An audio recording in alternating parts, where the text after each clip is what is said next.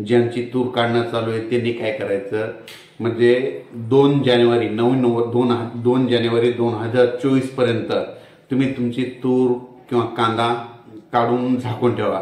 कारण की राज्यामध्ये 3 जानेवारी 2024 पासून म्हणजे नवीन वर्ष सुरू व्हायलंय, त्या नवीन वर्षाला पावसाची शक्यता आहे, म्हणून हा अंदाज लक्षात घ्यायचा।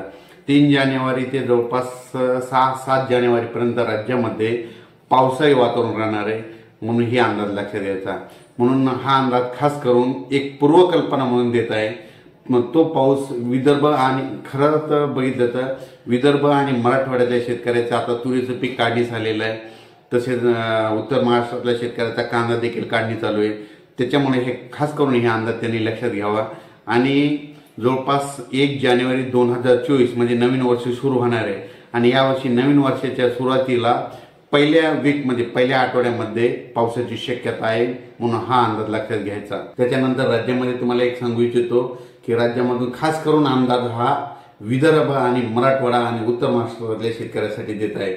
तरी उत्तर महाराष्ट्र, विदर्भ आणि मराठवाड्यातल्या शेतकऱ्यांनी म्हणजे ज्यांचे कांदे तुम्ही काय करायचं, कांदे समजा काढणी चालू आहे तर कांदे काढणी म्हणजे जवळपास 2 जानेवारी 2024 पर्यंत म्हणजे आणखी तोपर्यंत काढून घ्या आणि तोपर्यंत झाकून ठेवा।